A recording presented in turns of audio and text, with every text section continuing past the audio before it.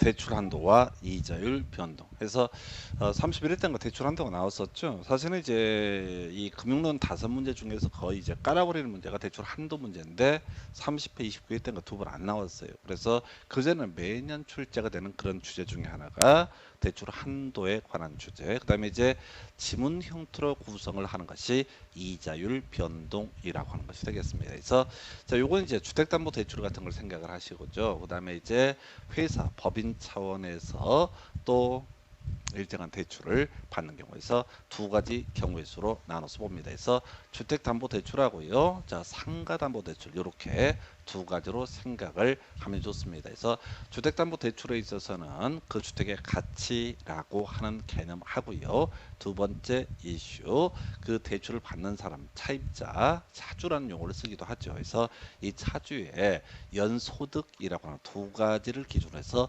대출 한도가 정해지게 됩니다. 그 외에 RTI라고 하는 게 있어요. 예, 어차피 우리 시험법에서 안 다뤄집니다. 그래서 지금 우리가 공부를 하고 있는 부동산 학개론에서의 대출 한도라고 하는 것은 사실은 3, 4년 전 얘기입니다. 지금은 이보다 대출 한도라고 하는 것이 많이 요건들이 복잡해져요. 그래서 소위 이제 LTV, DTI 뭐 이런 거 말고도 RTI 뭐 이런 개념이 있어가지고 하여튼 복잡스러워. 그래서 결국은 이제 대출 규제라는 형식 때문에 그렇게 되는 것이고요.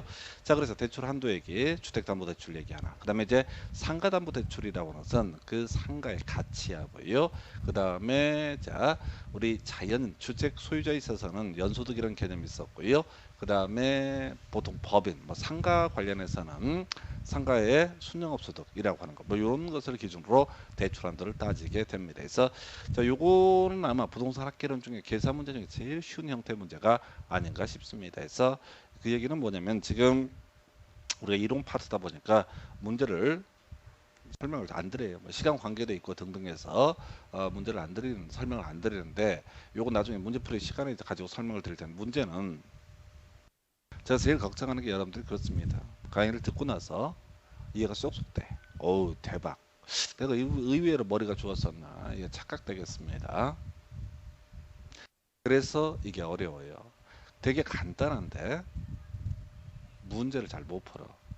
이유는 뭐냐면 간단하면 간단하다 생각하고 대충 넘어가요. 그러면 말려버립니다. 그래서 자 대출 한번 보겠습니다. 해서 먼저 주택담보대출부터 가볼까요? 그래서 자 두 가지 기준, 먼저 LTV 기준이라고 하는 것이 나오게 됩니다. 자 우리 투자론 공부할 때요 LTV라고 하는 것을 가지고 얘기를 했었죠. 그래서 LTV가 뭐냐라고 하는 거, 예, 부동산의 가격분의 대출액이라고 하는 거, 이걸 우리가 LTV라고 부르게 됩니다. 그래서 다시요, LTV라고 하는 것은 보통 정부에서 설정을 해줍니다. 50%, 60% 이런 식으로 정해주죠. 이게 이제 공식이 뭐냐면 부동산의 가격 분의 대출액 또는 대출 가능액이라는 개념이 바로 LTV. 그래서 정부에서 LTV를 60%로 규제한다라고 한번 전제해 보겠습니다. 그러면 이 사람이 10억짜리 부동산을 살 때 얼마? 6억까지 대출을 받을 수가 있다. 이런 논리 구조가 되는 거죠. 그래서 이 LTV, DTI, 그 다음에 네, NY라고 해서 순영업소득 기준 대출한도 이런 것들을 따지는 것은 앞에서 공부했던 정책론의 내용과도 연계가 되게 됩니다. 정부에서요 대출한도를 규제할 필요가 있다. 그러면 애초에 만약에 60%에다가 이거 이제 주택 대출 담보대출 좀 못 받게 막아야겠다. 그러면 50% 40%로 줄여버리게 되면 그만큼 주택에 대한 수요가 감소하게 됩니다. 해서 다시요 LTV 부동산의 가격분의 대출액 또는 대출 가능액이라는 개념을 LTV라고 부르게 되죠. 그럼 이제 대출 가능액이 뭐냐? 양쪽이 뭘 곱하면 돼? 부동산의 가격을 곱하면 되는 거죠. 겁나 간단해요. 그래서 자 이렇게 자 LTV 기준 대출 한도라고 하는 거 부동산 가격 곱하기 대부 비율 또는 저당 비율이라는 용어를 쓰기도 하죠. 그래서 또는 우리가 주로 이제 LTV라는 용어를 쓰게 됩니다. 그래서 예, 요게 그냥 대출 한도예요. 그래서 정부에서 LTV를 50% 설정한다. 그러면 10억짜리 부동산을 취득을 할 때 대출 한도가 얼마? LTV 기준으로만 따지게 되면 5억까지 대출을 해줄 수가 있다. 자, 그런데 자 또 하나의 기준을 더 삼게 됩니다. 해서 DTI 기준이라고 해서 연소득이라고 하는 거, 차입자의 연소득 기준으로 대출 한도를 따질 수 있습니다. 그래서 공식이요. 연저당 상수분의 연소득 곱하기 총부채 상환비율 DTI를 또 다른 표현으로 뭐라고요? 총부채 상환비율이라는 용어를 쓰게 됩니다. 마이너스 기타 부채 상환액에서 여러분들은 기타 부채 상환액은 버리도록 하겠습니다. 그래서 안 나와요. 아예 안 나오는 게 아니라 20년 동안 한 번 나온 적이 있어. 예, 그냥 틀리면 됩니다. 찍어서 맞추면 되는 거야. 그래서 이게 계산 문제라고 하는 것들이 되게 간단합니다. 간단한 게 뭐냐면 1분에 한 문제거든요. 1분에 한 문제를 풀 수 있게 한다는 얘기는 복잡한 거 안 된다는 얘기야. 그리고 요것만 돼도 어차피 뭐 전국의 80% 정도 되는 수험생들이 다 나가 떨어져. 그래서 자, LTV 기준 대출한도 부동산 가격 곱하기 대부비율 간단하고요. 그 다음에 이제 DTI 기준 대출한도 자, 연 저당 상수분의 연소득 곱하기 총부채 상환비율. 그럼 외워야 되지. 그래서 저소비 이렇게 외우는 거죠. 그래서 저소비, 고소비 이런 거 있잖아. 우리가 분모분의 분자 이렇게 하잖아요. 연 저당 상수분의 연소득의 소자 다 썼고요. 총부채 상환비율의 B자를 땁니다. 그래서 주택담보대출의 대출 한도라고 하는 것은 이 LTV 기준 대출 한도 하고요. DTI 기준 대출 한도 두 가지 요건을 모두 충족했을 때 대출이 가능하다. 예를 들어서 LTV 기준 대출 한도가 5억이 나왔고 DTI 기준 대출 한도라고 하는 것이 4억이 나왔다. 그럼 시험 문제를 풀어갈 때는 두 가지 요건을 모두 충족하시오라고 하니까 얼마? 4억까지 대출을 받을 수 있다. 근데 시험 문제에서는 항상 거의 대부분의 문제에서는 이 사람이 기존 주택을 담보로 1억을 대출 받은 상태이다라고 전제를 깔면서 문제를 구성을 해요. 그러면 이 사람이 추가로 대출을 받을 수 있는 금액은 얼마냐라고 했을 때 최대 4억까지 대출을 받을 수 있었고요. 그 다음에 이미 1억의 대출금이 있기 때문에 이때는 3억까지만 대출을 받을 수 있다. 이게 계산 문제 전부입니다. 그래서 이 주택담보대출의 대출 한도라고 하는 것 이게 뭐가 문제가 되느냐라고 했을 때 별 문제가 없어요. 근데 아까 본 것처럼 이걸 어렵게 생각하면 안 돼요. 저소비 이렇게 그냥 기계적으로 외우시면 됩니다. 아주 심플한 부분이고요. 이때 이제 손 들고 물어보고 싶어. 연저당 상수는 뭡니까? 분모라니까. 연소득은 얼마입니까? 시험에 문제가 나와. 그냥 연소득이라고 하는 게 얼마다 이렇게. 그럼 총부채 상환비율은 얼마입니까? 그냥 법에 그 시험 문제 이미 숫자를 줍니다. 그래서 단순하게 LTV 기준 대출 한도와 DTI 기준 대출 한도라고 하는 요건을 모두 충족을 했을 때 그 금액까지 대출이 가능하고요. 그 다음에 기존 대출금이 있으면 그 금액을 뺀 금액까지만 대출을 받을 수가 있다 해서 아주 간단해요. 시험용어로는. 해서 이게 주택담보대출에서 대출 한도라는 개념이 되게 됩니다. 그래서 뭐 어렵지 않고요.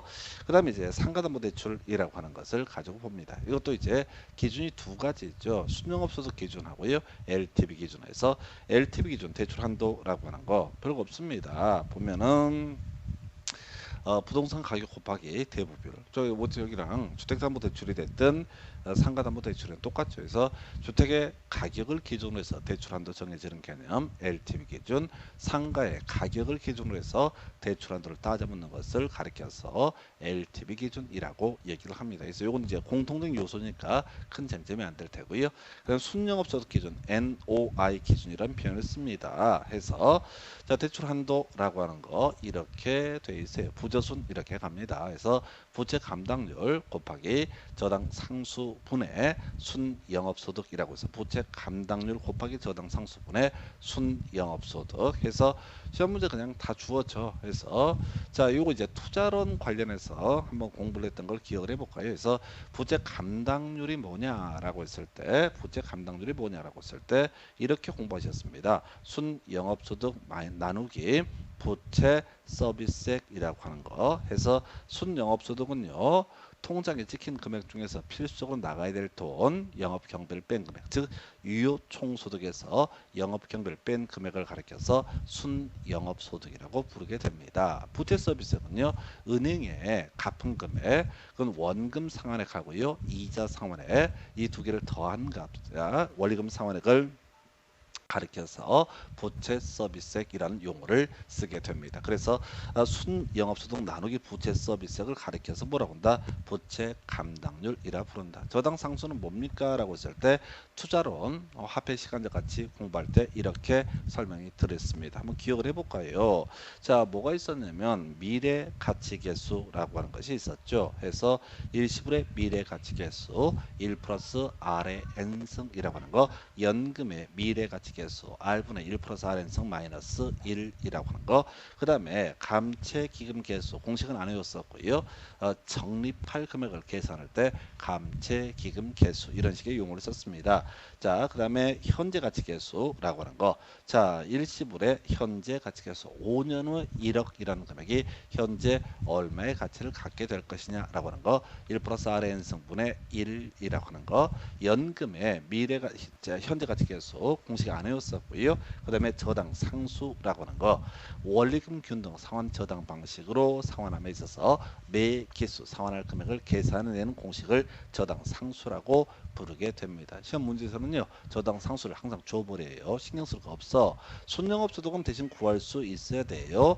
유효 총소득이라고 하는 데서 영업 경비를 뺀 금액, 세전 현금 수지에다가 부채 서비스액을 더한 금액을 가리켜서 이렇게 이제 이런 식으로 이제 문제를 구성을 하죠. 그래서 이게 바로 순영업소득 대출 한도라고 하는 개념이 되는데, 이것도 그렇습니다. 여러분들이 복습 안 하실 것 같아서 투자론의 공식 몇 개를 설명을 드린 것에 불구하고요. 결국은 이제 부, 저, 순 이렇게 외우시면 돼요. 부저분의 순에서 저소비, 부저순 딱 끝입니다. 그래서 저소비와 부저순이라고 하는 거, 이것도 구조 똑같습니다. 항상 두 가지 조건을 모두 충족을 하시오라고 하는 것이 첫 번째 문제의 출제 기술이고요. 두 번째 이슈가 되게 되는 게 꼭 기존의 대출 얼마 갖고 있다 이런 얘기를 하거든요. 예, 그래서 이때는 뭐라고요? 바로 자, 그 대출 가능한 금액 두 가지 조건을 모두 충족했을 때 그 금액에서 뭘 빼야 된다? 기존 대출금을 빼게 되면 실제 추가로 대출 가능한 금액이 나오게 된다. 해서 하여튼 대출 한도 문제는 아마도 여러분들이 계산 문제 형태로 나오는 것 중에서 정말 감사한 문제 해서 오늘도 그저 외우실 게 뭐라고요? 자, 저소비 부저순, 저소비 부저순, 저소비 부저순 이렇게 외우고 들어가실 거예요. 그리고 이제 좀 욕심을 부리면 순영업소득이라고 하는 거, 유효총소득 통장에 찍힌 금액이죠. 여기서 필수적으로 나가야 될 돈, 영업경비라고 해서 영업경비 이걸 빼면 순영업소득, 순영업소득에서 부채 서비스액을 빼게 되면 세전현금 수지라고 부릅니다. 따라서 세전현금 수지에다가 부채 서비스액을 더한 금액을 가리켜서 순영업소득. 그래서 문제를 구성을 할 때는 어떻게 한다고요? 그냥 대놓고 뭐 순영업소득을 줄 수도 있는 것이고, 유효총소득과 영업경비를 주는 방식으로 구성을 할 수도 있게 됩니다. 또 부채 감당률이라는 개념 자체가 순영업소득 나누기 부채 서비스액이기 때문에 세전현금 수지 하나만 주게 되면은 순영업소득이라고 하는 거 또는 부채 서비스에 당연히 추론을 해낼 수 있게 됩니다. 해서 하여튼 요거 가지고 지지고 볶아는 식으로 구성이 되는데 이렇게 깊이까지 나오지도 않고요. 그죠? 저소비와 부저순이라는 용어, 저소비와 부저순. 예, 이게 한 문제짜리가 됩니다. 아주 간단한 주제예요. 그래서 여러분들이 나중에 뭐 지금 뭐 문제를 풀어보고 자시고 성격 더럽게 급해서 그래, 성격 더럽게 급해서 그래. 그리고 가끔 이제 수험생들 중에서 질문 주는 분, 저한테 질문 주는 분들 중에 문제를 많이 풀어야 되나요? 했는데 열심히 살아야 되나요? 이거 똑같은 얘기지. 뭐 문제를 많이 풀어서 나쁠 건 없지. 근데 이제 문제를 많이 푼다고 점수가 나오느냐? 그리고 그 문제 풀다가 안 되면 그 해설 좀 보지 마요. 해설 좀. 해설 보고 이해가 되잖아요. 아는 것 같은 불길한 예감이 들어. 제가 그 과정을 겪어봤어요. 해설 보면 이해가 돼요. 그리고 안다 생각하고 넘어가시거든. 아니야. 오늘 또 저소비 부저순이라고 하는 거, 저소비 부저순이라고 하는 요걸 외우셔야 됩니다. 주무시려고 들어놓다가 생각 안 맞을 때 저소비 부저순이 나와야 돼. 근데 뭐지 저소비가? 넘어가 그냥.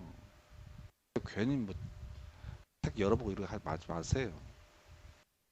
저소비 부저소. 그게 단계 문제입니다. 여러분이 여러 번 반복을 하셔야지 이게 암기가 되고요. 암기를 하는 방법은 아까 중간에서 설명드린 각각의 개념을 뭐 소화를 하면 좋겠지만은 어차피 그래봤자 내일 또 머릿속에 빠질 거야. 이쪽 들었다 다 빠지게 돼 있어.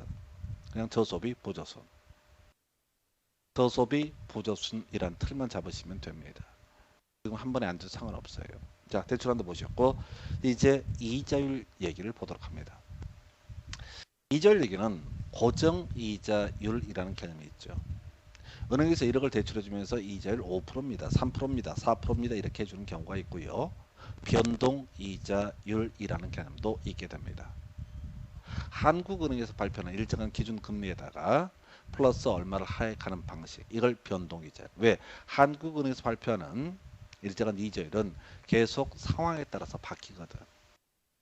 자, 그래서 고정이자율, 한번 정해진 이자율, 계속 동일한 이자율을 적용하게 되는 것을 고정이자율. 이에 대해서 시장금리 변동에 따라서 이자율이 변동될 수 있는 것을 가리켜서 변동이자율. 그러니까 지금은 벌써 뭐 너무 오래전 얘기인데 뭐 30년, 40년 전에는 이자율이 뭐 12%, 13% 은행에다 돈을 맡겨두면 뭐 그렇다고 그래요. 그걸 고정이자율이라고 그래. 와, 그때부터 이제 어떤 이유가 있어 계속 고정 이자율 했으면 떼돈을 벌게. 지금 금리 생각하면은. 자, 그래서 고정 이자율은요, 은행이 위험 부담이 너무 큽니다. 자, 봐봐요. 은행에서 위험이 크다라고 하게 되면은 이익이라는 것도 높게 요구를 하겠죠. 그래서 고정 이자율은 변동 이자율 대비 금리가 셉니다. 위험을 누가 떠안느냐? 고정 이자율은 대출자, 금융기관이 이자율 위험을 떠안게 됩니다. 위험이 크기 때문에 은행 입장에서 이익이 커야 돼. 그래서 이자율이 높습니다. 변동 이자율은 차입자, 차주가 이자율 위험을 부담합니다. 은행에서 이자율의 변동 위험을 부담하지 않습니다. 그래서 고정 이자율 대비 변동 이자율이 일반적으로 금리가 낮다라고 이렇게 얘기를 합니다. 동일한 시점에서 동일한 금융기관에서 고정 이자율과 변동 이자율 둘 중에 하나를 선택한다고 했을 때 고정 이자율이 변동 이자율보다 이율이 높다. 그래서 자 보면 이 이자율 위험을 누가 부담을 할 것이냐의 얘기가 나와 있습니다. 다시요. 고정 이자율은 은행이 책임을 져야 되는 거죠. 변동 이자율은 차입자가, 차주가 이자율 위험을 떠안게 됩니다. 그래서 자, 고정 이자율에 따른 이자율 위험은 대출자가 부담을 하고요. 변동 이자율에 따른 이자율 위험은 차입자가 부담을 한다. 그래서 결론적으로 금융기관 입장에서는 위험이 더 큰 고정 이자율이라고 하는 고정금리 주택저당대출의 금리는 변동금리 주택저당대출의 금리보다 높다라고 이렇게 얘기를 하죠. 뭐 이런 걸 돈 내고 배워요. 아, 여러분들은 유튜브를 통해서 보시게 되면 공짜로 배우시네. 꼭 공짜란 말은 그렇다. 광고도 보시니까. 제가 이 유튜브라든가 이런 걸 통해서 우리 공부하시는 분들한테 알려주고 싶은 건 용어들이 낯설고 새로운 영역이라 잘 모르는 게 있다 할지라도 실질적으로 우리 시험에 다루는 것들은 대단히 유치찬란한 것이다. 다만 이 포인트를 어떻게 정리를 해드리느냐 마느냐 이 싸움이죠. 하여튼 고정이자율 대출자가 은행입니다. 이자율 위험을 부담한다. 그리고 고정금리가 변동금리보다 더 높다. 이건 너무 쉬운 거. 그 다음에 이건 이제 변동 이자율 하에서 문제입니다. 금리 변동. 자, 그래서 내가 은행에서 2.5%의 상품을 대출을 받았습니다. 시장금리가 이렇게 대출을 받은 상태인데 시장금리가 3%가 되는 경우와 2%가 되는 경우로 한번 나누어서 살펴보겠습니다. 2.5% 대출 받아서 금리를 이자를 그렇게 내고 있는데 어느 시점에 보니까 요거 잘못했구나. 요거 고정이자율 아까 제가 잘못 설명드렸어요. 고정이자율 2.5% 대출을 받았는데 시장금리가 변동됨에 따라 3%가 되는 경우가 있고 2%가 되는 경우가 있다. 그러면 2.5% 대출을 받은 상태에서 금리가 3% 올랐다. 그럼 나는 계속 2.5%를 낸다는 얘기야. 차입자는 기존 대출을 상환할 가능성이 거의 제로겠죠. 정신병자 아닌 바에요. 자, 그래서 자, 금리가 하락한다. 떨어지는 경우입니다. 시장 이자율이 대출 약정 이자율보다 낮아지게 되면은 차입자, 돈을 빌린 사람은 기존 대출을 당연히 상환을 하고 좀 더 낮은 이율의 상품을 선택을 할 것이다. 이걸 대환 대출이라고 얘기하죠. 그래서 고정금리로 대출을 받은 상태에서 금리 하락기에는 금융기관 입장에서는 어떻다고요? 조기 상환의 위험에 노출되게 됩니다. 자, 그 다음 금리 상승기. 고정이자율 2.5% 대출을 받았습니다. 근데 시장금리가 3%까지 됐습니다. 그러면은 대출을 받은 차입자 입장에서는 자기는 2.5% 이자만 내면 되는데 다른 사람은 지금 새롭게 대출을 받는 사람은 3%로 한번 해보겠습니다. 그럼 당연히 기존 대출을 유지한다. 그래서 고정이자율 하에서 금리가 상승하게 될 때 대출자, 금융기관 입장에서는 조기 상환 위험 등에 노출되지 않습니다. 그래서 지금 제가 이 문장을 설명을 드릴 때는 누구 입장에서? 차입자 입장에서 설명을 드렸어. 시험 문제를 구성할 때는 이걸 바꿔서 내는 경우가 있어. 누구? 금융기관, 대출자 입장에서 설명을 합니다. 시장 이자율이 낮아지게 되면은 금융기관은 조기 상환의 위험에 노출되게 된다. 한편 금리가 상승하는 금리 상승기에 대출기관은 조기 상환 위험에 노출되지 아니한다라고 하는 거. 그래서 결국은 시험이라고 하는 게 나올 게 정해져 있어요. 다만 그 문장들을 입장을 누구 입장에서? 대출자 입장에서 얘기를 하느냐, 차입자 입장에서 얘기를 하느냐, 요 차이 때문에 수험생들 입장에서는 약간 낯설게 느껴지죠. 다시 합시다. 고정이자율에 있어서 이자율 위험 대출자, 금융기관이 부담을 합니다. 그리고 금융기관에서는 자기가 이자율 부담, 고정이자율 하에서는 위자율 위험을 떠안기 때문에 고정금리가 변동금리보다 일반적으로 금리가 높을 것이다. 한편 고정금리로 대출을 받은 차입자 입장에서 금리가 하락하게 된다. 나 2.5%의 대출을 받았는데 2%로 요즘에 대출을 받는 사람은 대출을 받을 수 있다. 그러면 당연히 기존 대출을 갚아버리고 새로운 대출을 땡길 것이다. 이걸 우리가 대환 대출이라는 얘기를 하죠. 금융기관 입장에서는 바로 조기 상환 위험에 노출되게 된다. 한편 고정이자율 하에서 금리 상승기가 되게 됩니다. 그럼 차입자는 빨리 갚으려고 한다 안 한다? 당연히 빨리 갚으려고 안 할 것이다.